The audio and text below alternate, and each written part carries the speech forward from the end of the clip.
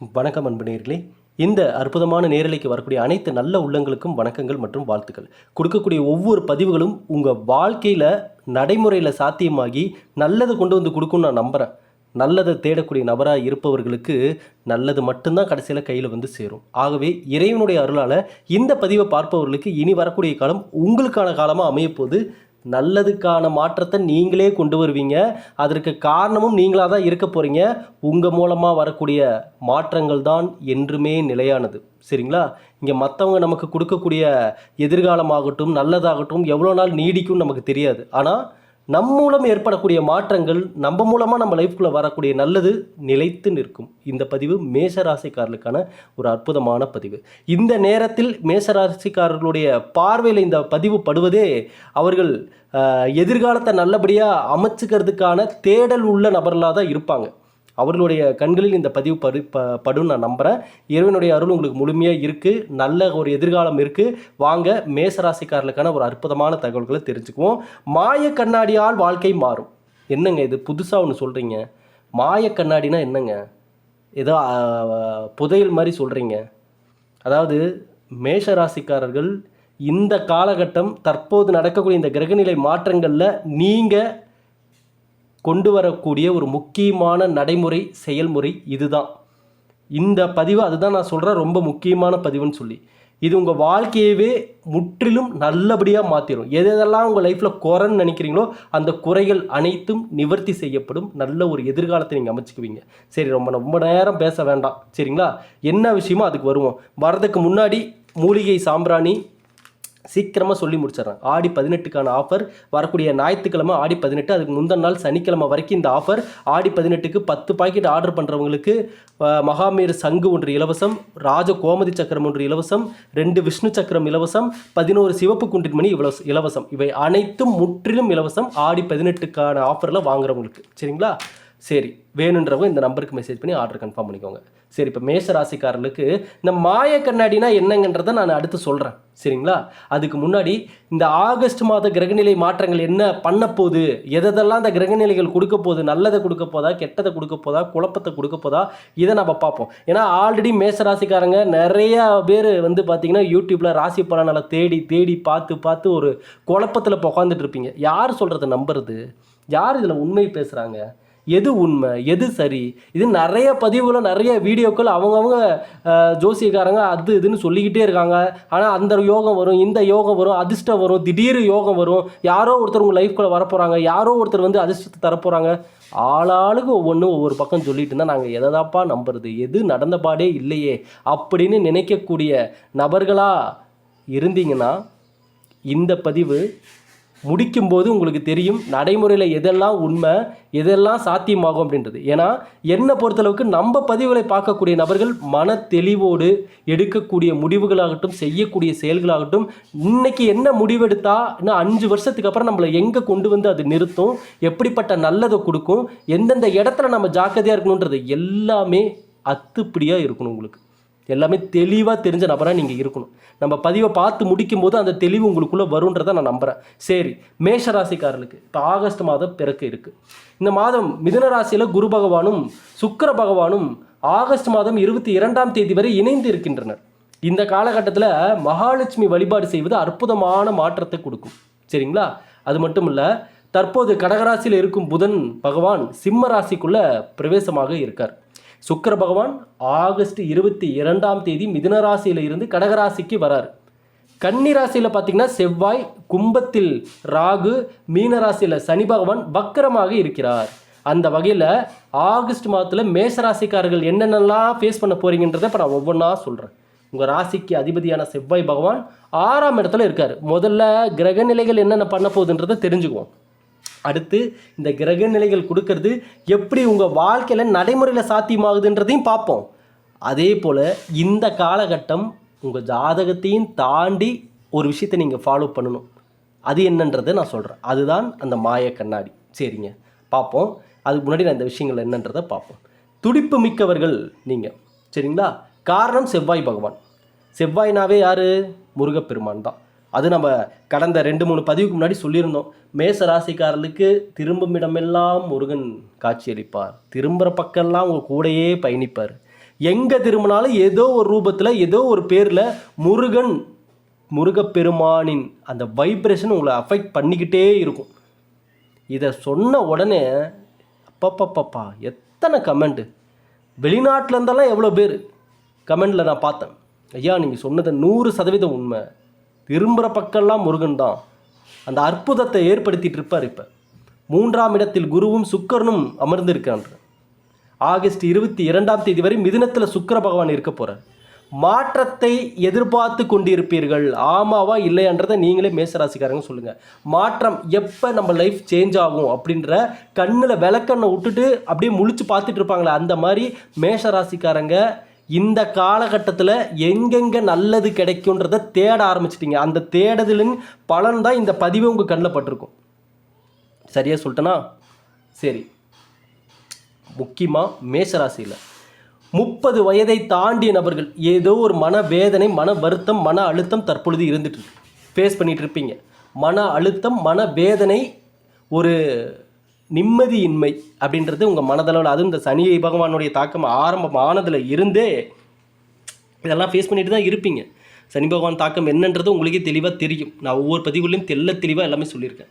August மாதத்தில் குரு சுக்கிரன் இணைவு இந்த முயற்சி ஸ்தானத்தில் இருப்பதால் நல்லா பயன்படுத்திக்கோங்க. முயற்சி ஸ்தானத்தில் வராங்க, 2 பேருடைய இணைவு ஏற்படுது. அப்போ மேசராசிக்காரங்க முயற்சியை இந்த நேரத்தில் எடுங்க.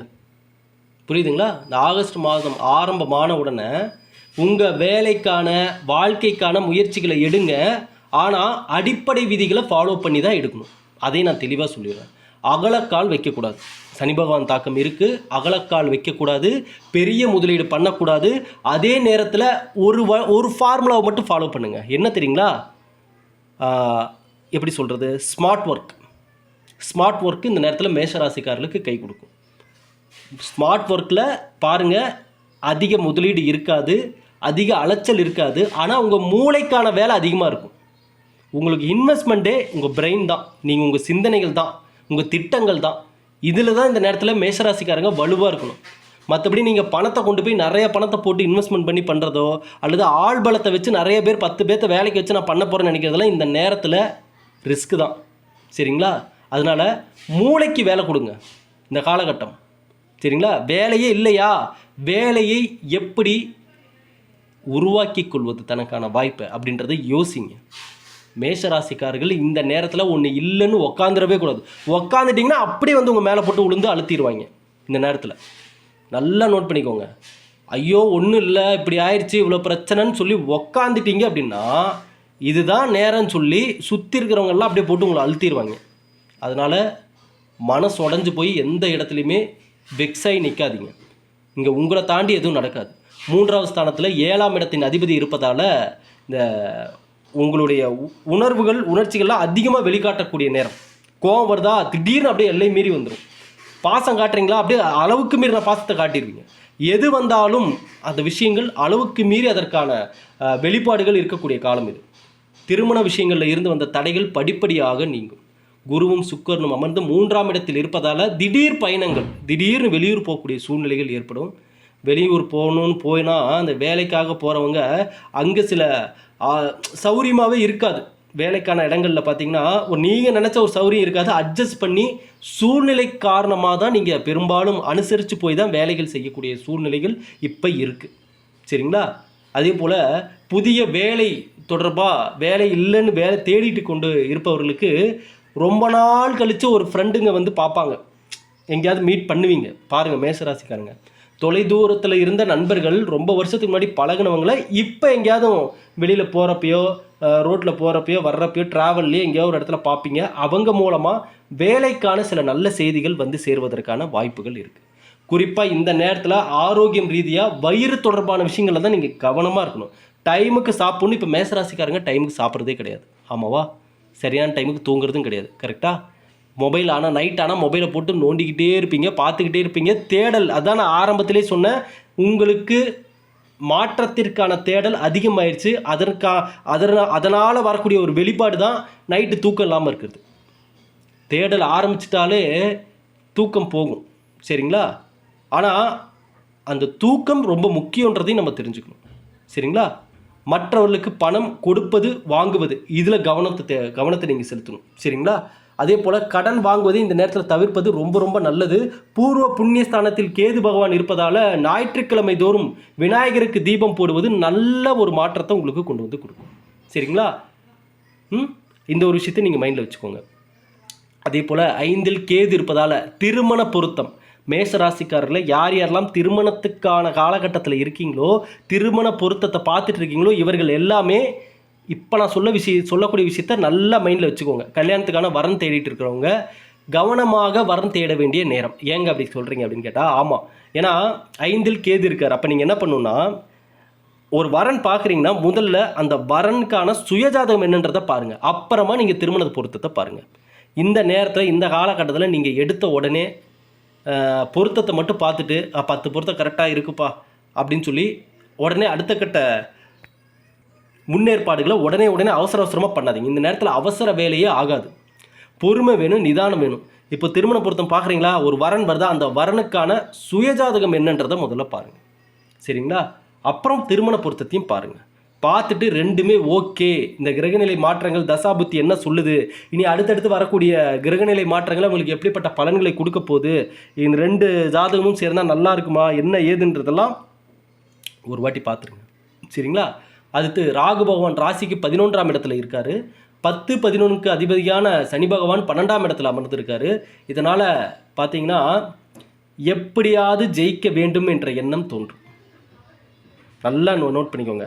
எப்படியாவது ஜெயிச்சிடணுன்ற எண்ணம் தோன்றும். ஆனால் இப்படி ஒரு எண்ணம் தோன்றுவதில் நல்லது இருக்குது, கெட்டது இருக்குது.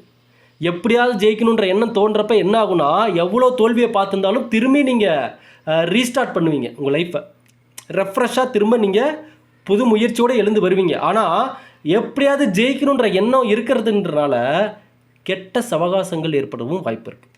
அதுலேயும் கவனத்தை செலுத்துங்க. புதிய நபர்கள் சேர்றாங்க அப்படின்னா கவனமாக நீங்கள் இருக்கணும். அது சரியான நபராக என்ன, ஏன்னா சனி வக்கிரத்தில் இருப்பதால் இந்த தேவையற்ற சவகாசங்களை ஒதுக்கிறது நல்லது. சரிங்களா? இது எல்லாமே மேஷராசிக்காரர்கள் இந்த காலகட்டத்தில் நீங்கள் யோசிக்க வேண்டிய, மைண்டில் வச்சுக்க வேண்டிய மிக முக்கியமான விஷயங்கள். சரிங்களா? ஆகையால் பயணங்கள் கண்டிப்பாக ஏற்படும். குறிப்பாக இரவு நேர பயணங்களை தவிர்த்து விடுங்கள் மேஷராசி நண்பர்களே. முடிஞ்சளவுக்கு நைட் டைம் ட்ராவல் பண்ணுறீங்களா, முடிஞ்சளவுக்கு தவிர்த்துருங்க. சரிங்களா? சரி, இதுதான் இந்த வரக்கூடிய மாதத்தில் மேஷராசிக்காரர்களுக்கு இந்த கிரகநிலை மாற்றங்கள் கொடுக்கக்கூடிய நல்லதும் கெட்டதும் இதுதான். சரிங்களா? சரி, இப்போ இதையெல்லாம் தாண்டி ஒரு விஷயத்தை பார்க்க போகிறோம். அதுதான் மாயக்கண்ணாடி. என்னங்க மாயக்கண்ணாடின்றீங்களே, என்னங்க மாயக்கண்ணாடி? அதாவது ஒரு இப்போ இந்த பேனா இருக்குது, இதை நான் சாதாரணமாக பார்த்தா பேனா. ஆனால் இதே இந்த பேனா மூலமாக இந்த வார்த்தைகளை நான் எழுதுகிறப்ப நான் சொல்லியிருக்கேன், ஒரு விஷயத்தை எழுதுவது தான் பிரபஞ்சத்தோட அதிகமாக கனெக்ட் பண்ணும், அது உடனே நடக்கும்னு நான் பல பதிவுகளில் சொல்லியிருக்கேன். அப்போது இதை நார்மலாக இதை மூடி வச்சுருந்தா இந்த பேனா யூஸ் ஆகாமல் இருக்கிற வரைக்கும் இதனுடைய மதிப்பு என்னன்னு எனக்கு தெரியாது. ஆனால் இதை இப்போ நான் எழுதுகிறப்ப இந்த எழுத்து பிரபஞ்சத்தோட கனெக்ட் ஆகி அது நடக்கும்போது அப்போ அது இந்த பேனாக்கான வேல்யூ அதிகரிக்கும். கரெக்டுங்களா? அதே தான் இப்போ நான் சொல்கிறேன். கண்ணாடி, மாய கண்ணாடின்றது ஒன்று மேஜிக்கு கண்ணாடின்னு நினச்சிடாதீங்க. கண்ணாடி பயிற்சி இந்த நேரத்தில் தேவை. உங்கள் வீட்டில் இருக்கக்கூடிய நார்மலான கண்ணாடி தான், ஆனால் இப்போ நான் சொல்லக்கூடிய விஷயத்த பண்ணும்போது அது மாய கண்ணாடியாக மாறும். எப்படிங்க மாய கண்ணாடியாக மாறும்னா, படத்தில் காட்டுற மாதிரி கிராஃபிக்ஸ் எல்லாம் மாறாது. நான் உங்களுக்கு ஏற்படக்கூடிய மாற்றத்தை வச்சு நான் சொல்கிறேன். சரிங்களா? இப்போது நான் சொல்லக்கூடிய இந்த விஷயத்தை நீங்கள் முயற்சி பண்ணும்போது நல்லது நடக்கும் பார்த்தீங்களா? அப்போ நல்லது நடக்கும்போது அந்த கண்ணாடி உங்களுக்கு மாய கண்ணாடி மாதிரி தானே தோணும். கரெக்டுங்களா? அதனால் இந்த பயிற்சி என்னன்றதை முதல்ல நான் சொல்கிறேன். முதல்ல கண்ணாடி முன்னாடி நீங்கள் நிற்கணும்.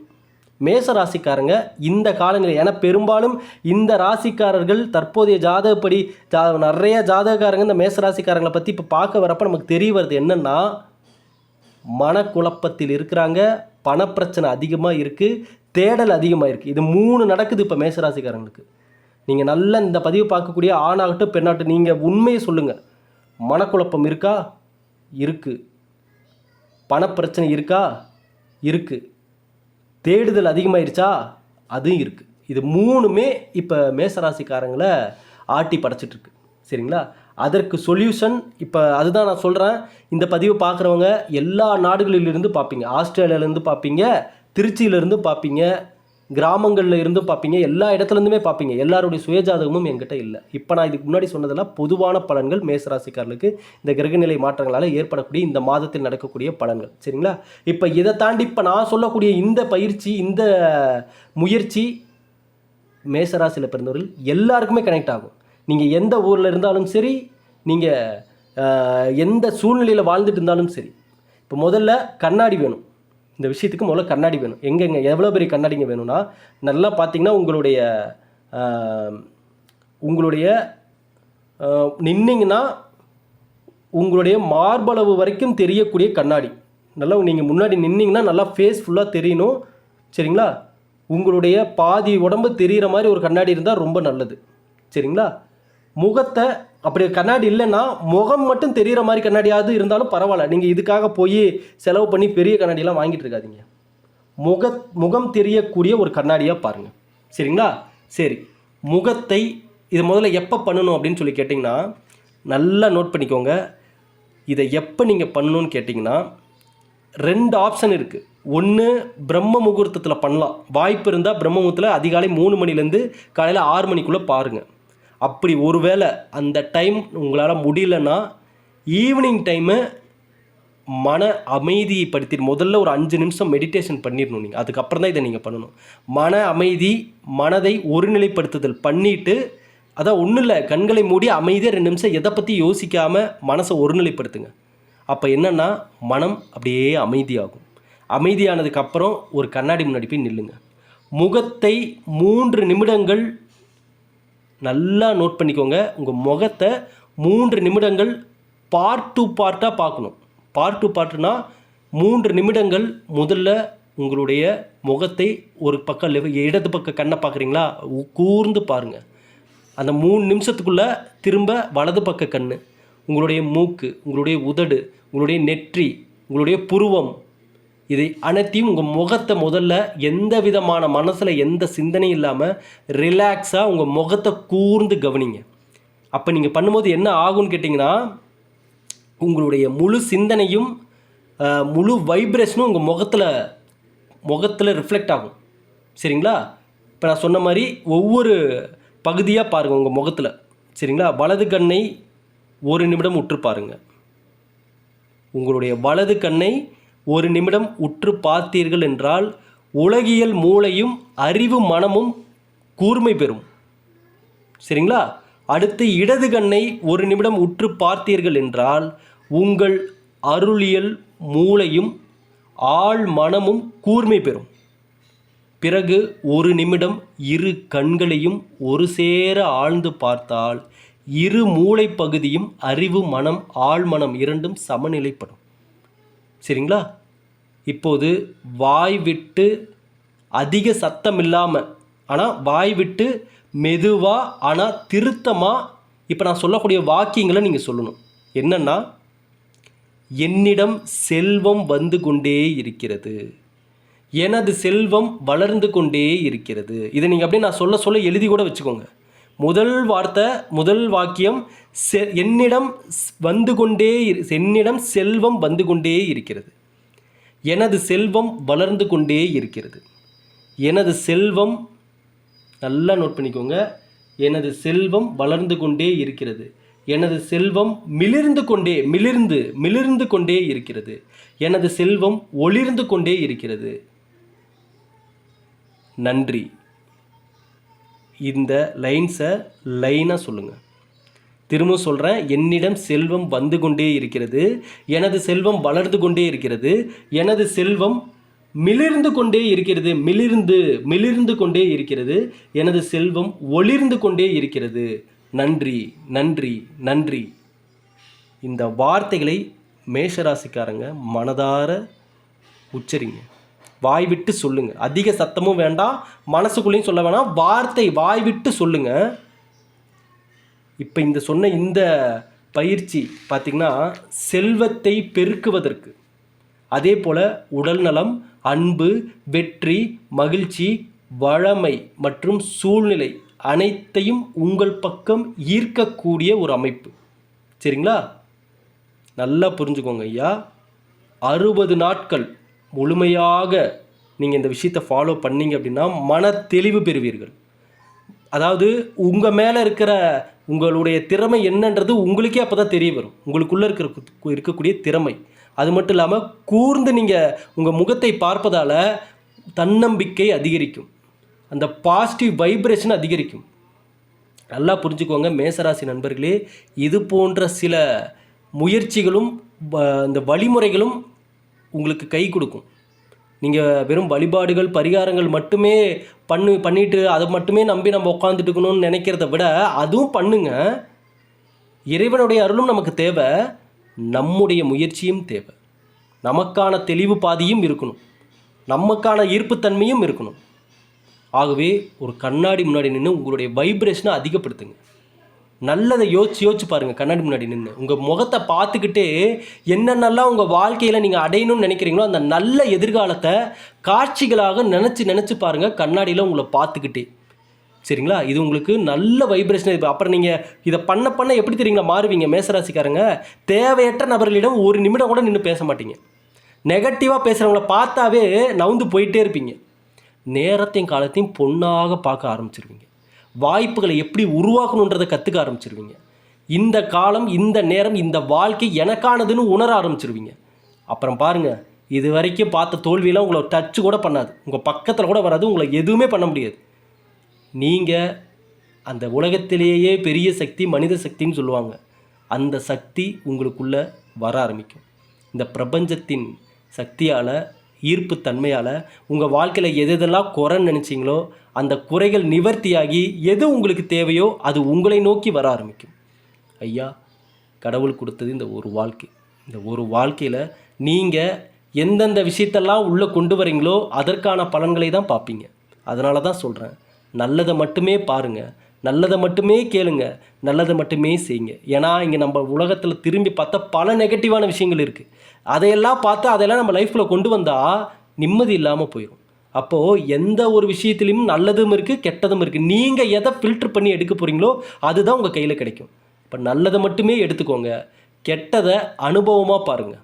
நல்லா புரிஞ்சுக்கோங்க, கெட்டதை எடுத்துக்காதீங்க உங்கள் லைஃப்பில். ஆனால் அனுபவமாக நின்று பார்த்தீங்கன்னா அதை நம்ம பண்ணக்கூடாதுன்றது உங்களுக்கு தெரிய வரும். இன்னொரு நம்ம அடிபட்டு தான் தெரிஞ்சுக்கணும் அவசியம் இல்லை. இன்னொருத்தன் அடிபடும் போதே நமக்கு அந்த ஞானம் பிறந்துடணும். சரி, இதை பண்ணால் இது நடக்கும், நம்ம இதை பண்ணக்கூடாது அப்படின்னு. சரிங்களா? இந்த பதிவை பார்த்த நண்பர்களுக்கு இறைவனுடைய அருளால், இந்த பிரபஞ்சத்தின் சக்தியால் இந்த பதிவு உங்களுக்கு மாற்றத்தை கொடுக்கும் நான் நம்புகிறேன். ஒரே ஒரு வார்த்தை சொல்லி முடிச்சிடுறேன், நல்லதை தேடுறவங்களுக்கு நல்லது தான் கிடைக்கும். இன்றைக்கி வரக்கூடிய கஷ்டமும் சோதனையும் கடவுள் ஏதோ உங்களுக்கு உணர்த்துறாரு அப்படின்றத நம்ம புரிஞ்சுக்கணும். சரிங்களா? ஆகவே இந்த கண்ணாடி பயிற்சி கண்டிப்பாக எல்லாருமே ஃபாலோ பண்ணுங்கள். அந்த நல்ல அதிர்வலைகளை உருவாக்குவதற்காக தான் இந்த விஷயங்கள் எல்லாம், வேறு எதுவும் இல்லை. சரிங்களா? நன்றி, வணக்கம்.